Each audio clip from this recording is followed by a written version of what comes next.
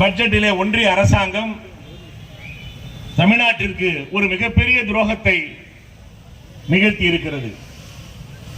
பொதுவாக தமிழகத்திலிருந்து ஒரு 100 ரூபாய் வரியை நாம் ஒன்றிய அரசுக்கு செலுத்தினால் தமிழ்நாட்டிற்கு அதற்கு பிரதிபலனாக அவர்கள் 29 ரூபாய் தான் நமக்கு தருகின்றார்கள். ஆனால் இந்தி பேசுகின்ற அஸ்ஸாம், சிக்கிம் போன்ற வட மாநிலங்கள் இதே 100 ரூபாயை செலுத்தினால் 272 ரூபாய் அவர்களுக்கு திரும்ப கொடுக்கின்றார்கள். ஆக நம்மிடம் இருக்கின்ற வரி பணத்தை எல்லாம் பிடுங்கி வடக்கில் இருக்கின்ற மாநிலங்களுக்கு கொடுப்பதை ஒரு வழக்கமாக வைத்திருக்கின்றார் மோடி அவர்கள்.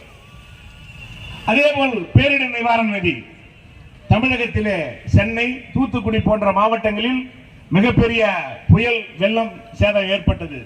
இங்கே இருக்கின்ற அண்ணன் உதயசூரியன் அவர்களும் நானும் கூட அந்த நிகழ்வுகளிலே ஒரு 15 நாட்கள் தங்கி அங்கே போதிய நிவாரணங்கள் எல்லாம் கொடுத்தோம்.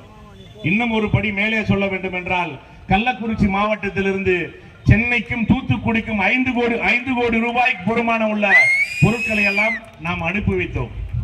ஆனால் அங்கே தேவை 3700 கோடி ரூபாய் சேதம் ஏற்பட்டது. நம்ம நாட்டை ஆண்டு கொண்டிருக்கின்ற முதலமைச்சர் தளபதி அவர்கள் ஒன்றிய அரசாங்கத்திற்கு இந்த புள்ளி விவரங்களை எல்லாம் அனுப்பிச்சார்கள். மேலே ஆண்டு கொண்டிருக்கின்ற நிர்மலா சீதாராமன் நேரடியாக தூத்துக்குடி மாவட்டத்திற்கு வந்து அந்த பகுதிகள் எல்லாம் ஆய்வு செய்தார். ஆய்வு செய்தவர்கள் நமக்கு கொடுத்த தொகை 276 கோடி ரூபாய் மட்டும்தான். ஆனால் அதே வட மாநிலங்களான மேகாலயாவிலும் திரிபுராவிலும் சிக்கிமுக்கும் அவர்கள் கொடுத்திருக்கின்ற தொகை 11,000 கோடி. ஆக பாதிக்கப்பட்ட தமிழ் மக்களுக்காக அதிலும் துரோகம் விளைவிக்கின்றார்கள். அது மட்டுமல்ல, புதிய திட்டங்கள்